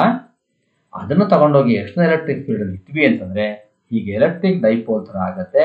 ಎಲೆಕ್ಟ್ರಿಕ್ ಡೈಪೋಲ್ ತರ ಆಯ್ತು ಅಂತಂದ್ರೆ ಆವಾಗ ಅದಕ್ಕೆ ಆಟೋಮೆಟಿಕ್ ಆಗಿ ಎಲೆಕ್ಟ್ರಿಕ್ ಫೀಲ್ಡ್ ಬರುತ್ತೆ. ಹಿಂದಿನ ಚಾಪ್ಟರ್ ನೋಡಿದ್ರಿ ಆಕ್ಸಿಯಲ್ ಲೈನು ಇಕ್ಟೋರಿಯಲ್ ಲೈನ್ ಏನಿರುತ್ತೆ ಅಂತ. ಈಗ ನಾವು ಈ ಫೀಲ್ಡ್ ಅನ್ನ ಪೊಲರೈಸ್ ಮಾಡ್ತೀವಿ. ಹೇಗೆ ಪೊಲರೈಸ್ ಮಾಡ್ತೀವಿ ಅನ್ನೋದನ್ನ ಎಲೆಕ್ಟ್ರಿಕ್ ಪೊಲರೈಸೇಷನ್, ಡೈಎಲೆಕ್ಟ್ರಿಕ್ ಪೊಲರೈಸೇಷನ್ ಅಂತ ಕರಿತೀವಿ, ಇಲ್ಲಿ ಬರುತ್ತೆ. ಲುಕ್ ಹಿಯರ್, ಈಗ ನೋಡಿ, when a dielectric slab is placed in a uniform electric field, either the permanent or induced dipole moment, ಅಂದ್ರೆ polar ಆಗಿರಬಹುದು ನಾನ್ polar ಆಗಿರಬಹುದು, orient themselves in the direction of the field as shown in the figure. The alignment is due to the torque acting on each dipole. The degree of alignment depends upon the temperature and strength of the electric field. The alignment of dipole moment results in a layer of positive charge on the side of the dielectric slab and a layer of equal negative charge on the opposite side of the slab. These charges are called induced or polarization charges. They are bound to their respective molecule and hence they are called bound charges. Under this condition, the dielectric is said to be polarized. The phenomenon is known as electric polarization. Okay, ಬನ್ನಿ ಈಗ ನಾವೇನ್ ಮಾಡಿದ್ವಿ ಅಂತಂದ್ರೆ ಒಂದು paper ತಗೊಂಡಿದ್ವಿ. This paper ಒಂದು dielectric slab, dielectric slab paper ಆಗಿರ್ಬೋದು, ಕಾಗೆ ಬಂಗಾರ ಮೈಕಾ ಶೀಟ್ ಆಗಿರ್ಬೋದು, ಇನ್ಯಾವುದೋ ಒಂದು ತಗೊಂಡಿದ್ದೀವಿ ಅಂತ ಅನ್ಸೋಣ, ಒಂದು ಪೀಸ್ ತಗೊಂಡಿದ್ದೀವಿ, ಇದನ್ನ ಎಲೆಕ್ಟ್ರಿಕ್ ಫೀಲ್ಡ್ ಇಟ್ಟಿದ್ದೀವಿ. ನಿಮ್ಗೆ ಗೊತ್ತಿದೆ ಇದು ಪಾಸಿಟಿವ್ ಪಾಯಿಂಟ್ ಆಗಿದ್ರೆ ಇದು ನೆಗೆಟಿವ್ ಆಗಿರುತ್ತೆ. ಯಾಕೆ? Electric lines of originate from positive charge end at negative charge ಅಂತ ಕರಿತೀವಿ. ಈ ಕಡೆ ಪಾಸಿಟಿವ್, ಈ ಕಡೆ ನೆಗೆಟಿವ್ ಆಗಿರುತ್ತೆ. ಇದು ಒಂದು ಡೈಎಲೆಕ್ಟ್ರಿಕ್ ಸ್ಲ್ಯಾಬ್, ಡೈರೆಕ್ಟ್ ಸ್ಲ್ಯಾಬ್, ಅದು ಪೋಲಾರ್ ಆಗಿರ್ಬೋದು ನಾನ್ ಪೋಲಾರ್ ಆಗಿರ್ಬೋದು. ಅದಕ್ಕೆ ಹೇಳಿದ್ ನಾವು ಹೇಳ್ತಾವಲ್ಲ ಇಲ್ಲಿ ಈಕ್ವಲ್ ನೆಗೆಟಿವ್ ಚಾರ್ಜಸ್ ಹೇಳ್ಕೊಂಡ್ವಲ್ಲ ಮೊದಲಿಗೆ, ಯಾವ ತರ ಬೇಕಾದ್ರೆ ಇಂಡ್ಯೂಸ್ ಡೈಪೋಲ್ ಮೂಮೆಂಟ್ ಆಗಿರ್ಬೋದು ಮತ್ತು polar dielectrics electric dipole moment ಇರ್ತವೆ. ಇವು ರ್ಯಾಂಡಮ್ ಆಗಿ ಓಡ್ಕೊಂಡಿರ್ತವೆ. ಯಾವಾಗ? Absence of external electric field. External electric field ಒಳಗೆ ಇಟ್ವಿ ಅಂದ ತಕ್ಷಣ it takes a proper orientation. ಹಿಂಗೆ ಓರಿಯಂಟೇಷನ್ ಆಗುತ್ತೆ. ಹೆಂಗ್ ಓರಿಯಂಟೇಷನ್ ಆಗುತ್ತೆ? ಇದು depends on temperature and strength of the electric field. Okay, strength ಮತ್ತು ಎಲೆಕ್ಟ್ರಿಕ್ ಫೀಲ್ಡ್ ಮೇಲೆ ಡಿಪೆಂಡ್ ಆಗಿದೆ. Okay, fine. ಈ ಹಿಂಗೆಲ್ಲ ರ್ಯಾಂಡಮ್ ಓಡ್ಕೊಂತವೆ ಏನಾಗ್ತವೆ ಅಂದ್ರೆ, ಈ ಕಡೆ ಪೂರ್ತಿ ಪಾಸಿಟಿವ್, ಈ ಕಡೆ ಪೂರ್ತಿ ಏನಾಗಿರುತ್ತೆ ನೆಗೆಟಿವ್ ಇರುತ್ತೆ. ಈ ಪಾಸಿಟಿವ್ ಏನ್ ಮಾಡುತ್ತೆ, ಈ ಎಲೆಕ್ಟ್ರಿಕ್ ಡೈಪೋಲ್ ಒಳಗಿರ್ತಕ್ಕಂಥ ಮಾಲಿಕ್ಯೂಲ್ಸ್ ನೆಗೆಟಿವ್ ಅಟ್ರಾಕ್ಟ್ ಮಾಡುತ್ತೆ, ಪಾಸಿಟಿವ್ ನ ರಿಪಲ್ ಮಾಡುತ್ತೆ. ಹಾಗೇನೆ ಇಲ್ಲೂ ಹಂಗೆ ಆಗುತ್ತೆ, ಇಲ್ಲೂ ಹಂಗೆ ಆಗುತ್ತೆ, ಇಲ್ಲೂ ಹಂಗೆ ಆಗುತ್ತೆ, ಎಲ್ಲ ಕಡೆಗೆ ಆಗ್ತಾ ಹೋಗುತ್ತೆ.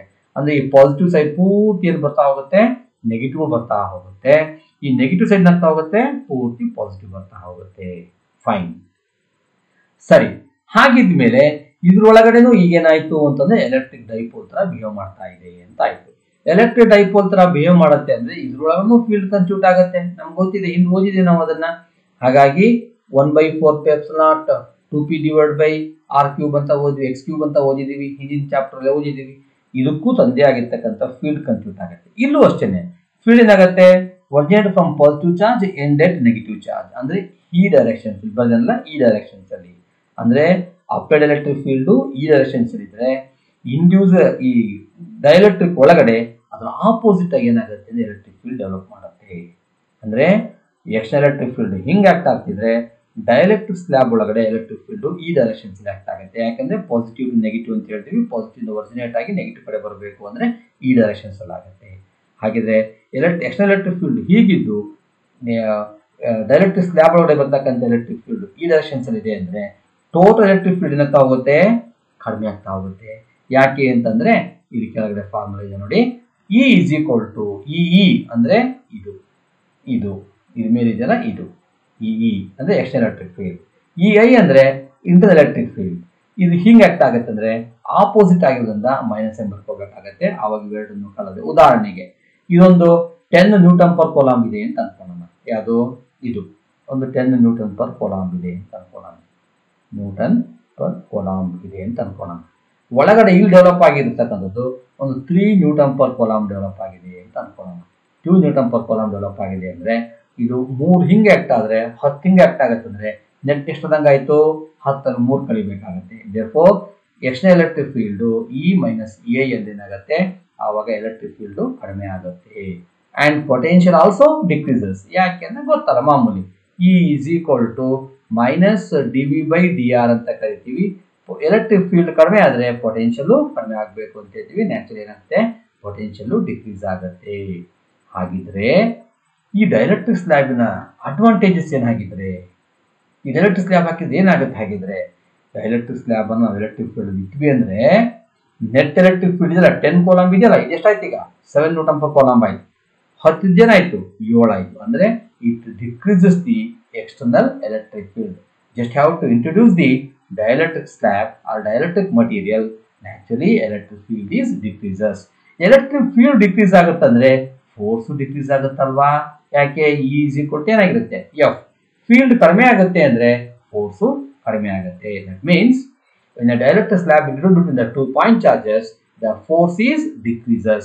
2 ಪಾಯಿಂಟ್ ಚಾರ್ಜಸ್ ಗಳಿದಾವೆ ಅಂತಂದ್ರೆ ಇದ್ರ ಮಧ್ಯೆ ಒಂದು ಪೇಪರ್ ಅಡ್ಡ ಇಟ್ವಿ ಅಂತಂದ್ರೆ, ಪೇಪರ್ ಅಡ್ಡ ಇಟ್ವಿ ಅಂದ್ರೆ ಇವೆರಡರ ಮಧ್ಯೆ ಇರ್ತಕ್ಕಂಥ ಫೋರ್ಸ್ ಇದೆಯಲ್ಲ, ಇದೊಂದು ಪ್ಲಸ್ ಅಂತ ಅನ್ಕೊಳ್ಳೋಣ, ಇದನ್ನು ಪ್ಲಸ್ ಅಂತ ಅನ್ಕೊಳ್ಳೋಣ. ಇವೆರಡರ ಮಧ್ಯೆ ಅಂತ ಇರುತ್ತೆ ರಿಪಲ್ಸಿವ್ ಫೋರ್ಸ್ ಇರುತ್ತೆ. ಈ ರಿಪಲ್ಸಿವ್ ಫೋರ್ಸ್ ಏನಾಗುತ್ತೆ? ಕಡಿಮೆ ಆಗುತ್ತೆ ಇದ್ರ ಮಧ್ಯೆ ಒಂದು ಪೇಪರ್ ಹಾಕಿದ್ರೆ. ಅದಕ್ಕೇನೆ ನಾವು coulombs ಲಾದಲ್ಲಿ F is equal to 1 by 4 pi epsilon naught divided by epsilon naught into epsilon r q1 q2 divided by r square. ನೋಡಿ F ಮತ್ತು epsilon r ಏನಾಗಿದೆ? ಎರಡು ಇನ್ವರ್ಸ್ಲಿ ಪ್ರಪೋರ್ಷನಲ್ ಆಗಿದೆ. ಅಂದ್ರೆ ಈ ಡೈಎಲೆಕ್ಟ್ರಿಕ್ ಏನ್ ಮಾಡುತ್ತೆ ಅಂತಂದ್ರೆ ಫೋರ್ಸ್ ಅನ್ನ ರೆಡ್ಯೂಸ್ ಮಾಡುತ್ತೆ. ಯಾಕೆ ರೆಡ್ಯೂಸ್ ಮಾಡುತ್ತೆ ಅಂದ್ರೆ ಈ ತರ ಆಗುತ್ತೆ ಒಳಗಡೆ. ಅಂದ್ರೆ ಒಂದು ಪೇಪರ್ನ ಅಡ್ಡ ತಗೊಂಡ್ಬಂದ್ವಿ ಎರಡು ಚಾರ್ಜ್ಗಳ ಮಧ್ಯ. ಎರಡು ಚಾರ್ಜ್ ಅಂತ ಏನು? ಎರಡು ಚಾಪೀಸ್ ತಗೊಳ್ಳಿ, ಎರಡು ಚಾಪೀಸ್ ಅನ್ನ ಅಥವಾ ಪೆನ್ಸಿಲ್ ರಬ್ ಮಾಡಿಬಿಟ್ಟು ಎರಡು ದೂರ ಹಿಂಗೆ ಹಿಡಿಯೋಣ.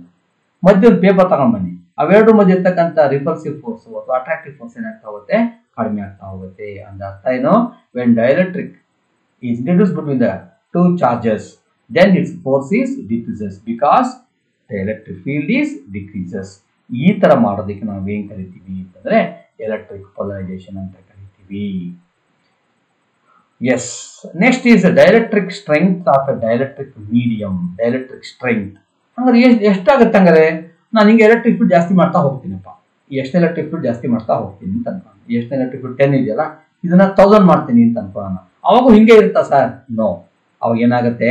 ಇದು 10 ಇದ್ದದ್ದು 1000 ಮಾಡಿದ್ರಿ ಅಂತಂದ್ರೆ to increase the external electric field, then this dielectric slab ಒಳಗಡೆ ಇರ್ತಕ್ಕಂಥ ಮಾಲಿಕ್ಯೂಲ್ಸ್ ಇದಾವಲ್ಲ, ದಿಸ್ ಬ್ರೇಕ್ ಡೌನ್, ಇವು ಒಡೆದೋಗ್ಬಿಡ್ತವೆ, ಬ್ರೇಕ್ ಡೌನ್ ಆಗ್ಬಿಡ್ತವೆ. ಬ್ರೇಕ್ ಡೌನ್ ಆದ್ವು ಅಂತಂದ್ರೆ ದಿಸ್ ಎಲೆಕ್ಟ್ರಾನ್ಸ್ ಆರ್ ಫ್ರೀ. ಇವಾಗ ಇರ್ತಕ್ಕಂಥ ಚಾರ್ಜ್ ಏನಾಗ್ಬಿಡುತ್ತೆ? ಫ್ರೀ ಆಗ್ಬಿಡುತ್ತೆ. It takes conductivity.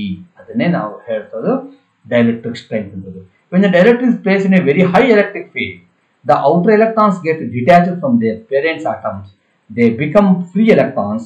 The dielectric under this condition behaves like a conductor. ಆವಾಗ ಏನಾಗುತ್ತೆ ಅಂತಂದ್ರೆ ಈ ಡೈಎಲೆಕ್ಟ್ರಿಕ್ ಇನ್ಸುಲೇಟರ್ ಅಂತ ನಾವು ಏನ್ ಕರಿತಾ ಇದ್ವಿ ಅದು ಸಹಿತ ಏನಾಗುತ್ತೆ ಅಂದ್ರೆ ಡೈಎಲೆಕ್ಟ್ರಿಕ್ ಬಿಹೇವ್ ಮಾಡುತ್ತೆ. Charges are connected through the dielectric. This phenomena is known as a dielectric breakdown. To increase the external electric field, then the dielectric material or insulator behaves like a conductor because that atoms are detached from the electron. ಏನಾಗ್ಬಿಡುತ್ತೆ? ಎಲೆಕ್ಟ್ರಾನ್ಸ್ಗಳು ಈ slab ಅಲ್ಲಿ ತೋರಿಸಿದ್ವಲ್ಲ, ಈ electrons ಏನಾಗ್ಬಿಡ್ತವೆ ಅಂದ್ರೆ ಈ slab ಇಂದ detach ಆಗ್ಬಿಡ್ತವೆ. Slab ಇಂದ detach ಆದ ತಕ್ಷಣ ಇರ್ತವೆ ಒಳಗಡೆ ರ್ಯಾಂಡಮ್ ಓಡ್ಕೊಂಡು ಕರೆಂಟ್ ಅನ್ನ ಕನ್ಸ್ಟ್ಯೂಟ್ ಮಾಡ್ಬಿಡ್ತವೆ. Current develop ಮಾಡ್ಬಿಡ್ತವೆ. ಹಾಗಾಗಿ ಅಂಥ ಇದನ್ನ ನಾವೇನ್ ಕರಿತೀವಿ ಅಂದ್ರೆ ಡೈಎಲೆಕ್ಟ್ರಿಕ್ ಬ್ರೇಕ್ ಡೌನ್. ಏರನ್ನು ಮಾಡ್ಬೋದು. Air is a insulator. Actually air is a insulator. ಆದರೆ ಹೈ ವೋಲ್ಟೇಜ್ ಕೊಟ್ವಿ, ಹೈ ಫೀಲ್ಡ್ ಅನ್ನ ಕೊಟ್ವಿ ಅಂತಂದ್ರೆ ಆಟೋಮೆಟಿಕ್ ಆಗಿ ಬ್ರೇಕ್ ಡೌನ್ ಆಗುತ್ತೆ. ಅದಕ್ಕೆ ಇಲ್ಲಿ ಹೇಳ್ತೇವೆ ನಾವು.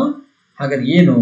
The maximum value of applied electric field above which dielectric breakdown occurs is called as dielectric strength of dielectric. ಅದು ಅದರ ಸ್ಟ್ರೆಂತ್. ಎಲ್ಲಿವರೆಗೆ ಟಾಲರೆಂಟ್ ಮಾಡೋಕೆ ಸಾಧ್ಯ ತಡ್ಕೊಳ್ಳುತ್ತೆ. ಇನ್ನೇನು ತಡ್ಕೊಳಕ್ ಆಗೋದಿಲ್ಲ ಅಂದಾಗ ಏನಾಗುತ್ತೆ?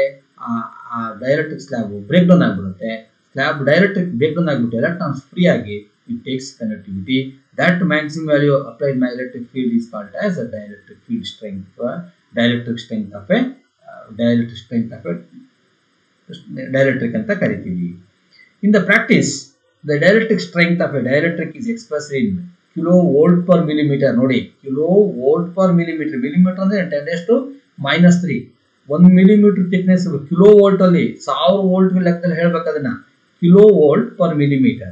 For example, dielectric strength of air at 1 atmosphere pressure is 3 kilovolt per millimeter. 1 millimetre ಈ ಥಿಕ್ನೆಸ್ ಇರ್ತಕ್ಕಂಥ ಏರ್ ಮೀಡಿಯಂ ಅನ್ನ ನೀವು ಕಂಡಕ್ಟರ್ ತರ ಬಿಹೇವ್ ಮಾಡಬೇಕು ಅಂತ ಆದ್ರೆ ಅವಾಗ 3 ಕಿಲೋವೋಲ್ಟ್ ಅಂದ್ರೆ 3000 ಕಿಲೋವೋಲ್ಟ್ ಅಪ್ಲೈ ಮಾಡಬೇಕಾಗತ್ತೆ. ಅಪ್ಲೈ ಮಾಡಿದಾಗ ಏನಾಗುತ್ತೆ? ಆ ಏರ್ ಮೀಡಿಯಂ ಸಹಿತ ಕಂಡಕ್ಟರ್ ತರ ಬಿಹೇವ್ ಮಾಡುತ್ತೆ. ಹಾಗೆ ನಾವು ಇಲ್ಲಿ ಪೋಲಾರ್ ಡೈಎಲೆಕ್ಟ್ರಿಕ್ಸ್ ಅಲ್ಲಿ ಹೇಳಿದ್ವಿ ನಿಮಗೆ, ವಾಟರ್ ಅಂತ ಹೇಳಿದ್ವಿ. ಹಾಗಾದ್ರೆ ವಾಟ್ರು ಕಂಡಕ್ಟ್ರು ಇನ್ಸುಲೇಟ್ರು ಅನ್ನೋ ಪ್ರಶ್ನೆ ಬರುತ್ತೆ. Actually pure water, distil water ಅಂತ ನಾವೇನು ಕರಿತೀವಿ ಅದು ಇನ್ಸುಲೇಟರ್ ಆಗಿರುತ್ತೆ. ಬಟ್ ನಾವು ಯೂಸ್ ಮಾಡ್ತಕ್ಕಂಥ ಆರ್ಡಿನರಿ ವಾಟರ್ಸ್ ಇದೆಯಲ್ಲ, ಇಟ್ ಕಂಟೈನ್ ಸಮ್ ಮಿನರಲ್ಸ್ ಇರುತ್ತೆ, ಬೇರೆ ಬೇರೆ ಕಂಟಾಮಿನೆಂಟ್ ಮೆಟೀರಿಯಲ್ಸ್ ಸೇರ್ಕೊಂಡಿರುತ್ತೆ. ಆವಾಗ it acts like A conductor. Pure water ಇದೆಯಲ್ಲ ಅದು ಏನಪ್ಪ ಅಂದರೆ ಅದು ಇನ್ಸುಲೇಟರು. ಅದಕ್ಕೂ ಡೈಎಲೆಕ್ಟ್ರಿಕ್ ಬಿಹೇವಿಯರ್ ಇರುತ್ತೆ. ಅದಕ್ಕೆ ಜಾಸ್ತಿ ಎಲೆಕ್ಟ್ರಿಕ್ ಫೀಲ್ಡ್ ಕೊಟ್ಟರೆ ಆ ವಾಟರ್ಗೆ ಅಂತಂದರೆ ಅದು ಏನಾಗುತ್ತೆ ಅಂತಂದರೆ ಪೊಲರೈಸ್ ಆಗಿಬಿಟ್ಟು ಬ್ರೇಕ್ ಡೌನ್ ಆಗಿ ಆಮೇಲೆ ಅದು ಸಹಿತ ಕಂಡಕ್ಟರ್ ಥರ ಬಿಹೇವ್ ಮಾಡುತ್ತೆ. ಹೀಗೆ ನಾವು ಡೈಎಲೆಕ್ಟ್ರಿಕ್ಸ್ ಎಲ್ಲ ಸ್ಟಡಿ ಮಾಡ್ತೀವಿ. ನೋಡಿ, ಡೈಎಲೆಕ್ಟ್ರಿಕ್ ಅಂದರೆ ಬೇರೆ ಏನಲ್ಲ, ಇದೊಂದು ಇನ್ಸುಲೇಟರ್, ಕಂಡಕ್ಟಿವಿಟಿ ಮಾಡಲ್ಲ, ಇದರಲ್ಲಿ ಫ್ರೀ ಎಲೆಕ್ಟ್ರಾನ್ಸ್ ಇರಲ್ಲ. ಅರ್ಥ ಆಯ್ತಾ ಹೇಳ್ತಿರೋದು? ಆದರೆ without conducting it transmits the electrical effects. ಆ ಎಲೆಕ್ಟ್ರಿಕಲ್ ಎಫೆಕ್ಟ್ಸ್ ಏನೇನು ಕೊಡುತ್ತೆ ಅನ್ನೋದನ್ನು ಇಲ್ಲಿ ನಾವು ಡಿಸ್ಕಸ್ ಮಾಡಿದ್ವಿ. ಅಂದರೆ ಏನು ಮಾಡುತ್ತೆ, ನಮಗೆ ಈ ಡೈಎಲೆಕ್ಟ್ರಿಕ್ ಏನು ಮಾಡುತ್ತಪ್ಪ ಅಂತಂದರೆ it reduces the electric field. ನೆನಪಿರಲಿ, ಇನ್ನೊಂದ್ಸಲ ಹೇಳ್ತೀನಿ, ಡೈಎಲೆಕ್ಟ್ರಿಕ್ ಏನು ಮಾಡುತ್ತೆ ಅಂತಂದರೆ ಎಲೆಕ್ಟ್ರಿಕ್ ಫೀಲ್ಡನ್ನು ರಿಡ್ಯೂಸ್ ಮಾಡುತ್ತೆ. ಯಾಕೆಂದರೆ ಪೊಲರೈಸೇಷನ್ ಆದಾಗ ಎಲೆಕ್ಟ್ರಿಕ್ ಫೀಲ್ಡು ಅಪ್ ಎಲೆಕ್ಟ್ರಿಕ್ ಫೀಲ್ಡ್ನ ವಿರುದ್ಧವಾಗಿ ಆ್ಯಕ್ಟ್ ಆಗೋದ್ರಿಂದ ನೆಟ್ ಎಲೆಕ್ಟ್ರಿಕ್ ಫೀಲ್ಡು ಕಡಿಮೆ ಆಗುತ್ತೆ. ಅದಕ್ಕೆ ನಾವು ಡೈಎಲೆಕ್ಟ್ರಿಕ್ ಪೊಲರೈಸೇಷನ್ ಅಂತ ಕರಿತೀವಿ. ಇದನ್ನೇ ಡೈಎಲೆಕ್ಟ್ರಿಕ್ ಪೊಲರೈಸೇಷನ್ ಅಂತ ಕರಿತೀವಿ. ಈ ಕೆಳಗಡೆ ಫಾರ್ಮುಲಾ ಇದೆ. ಹಾಗೆಯೇ ನಾವು ಜಾಸ್ತಿ ಎಲೆಕ್ಟ್ರಿಕ್ ಫೀಲ್ಡನ್ನು ಕೊಟ್ವಿ ಅಂತಂದರೆ ಇಲ್ಲಿರ್ತಕ್ಕಂಥ ಆಟಮ್ಗಳು ಬ್ರೇಕ್ ಡೌನ್ ಆಗಿಬಿಟ್ಟು ಎಲೆಕ್ಟ್ರಾನ್ಸ್ ಫ್ರೀ ಆಗಿ ಆ ಮಟೀರಿಯಲ್ಲು ಇನ್ಸುಲೇಟರ್ ಆಗಿದ್ದು ಸಹಿತ ಕಂಡಕ್ಟರ್ ಆಗಿ ಬಿಹೇವ್ ಮಾಡುತ್ತೆ. ಇದಕ್ಕೆ ನಾವು ಡೈಎಲೆಕ್ಟ್ರಿಕ್ ಅಂತ ಕರಿತೀವಿ. ಎಸ್, ಇಲ್ಲಿಗೆ ಒಂದು ಕಾನ್ಸೆಪ್ಟ್ ಮುಗಿಯುತ್ತೆ. ಇನ್ನು ಮುಂದೆ move on to the next one is capacitor and capacitance, new concept. ಇದೇ ಚಾಪ್ಟರ್ ಬರ್ತಕ್ಕಂಥದ್ದು ಕೆಪಾಸಿಟರ್ ಅಂದ್ರೇನು, ಕೆಪಾಸಿಟೆನ್ಸ್ ಅಂದ್ರೇನು ಅನ್ನೋದನ್ನ ಡಿಸ್ಕಸ್ ದ ನೆಕ್ಸ್ಟ್ ಸೆಷನ್.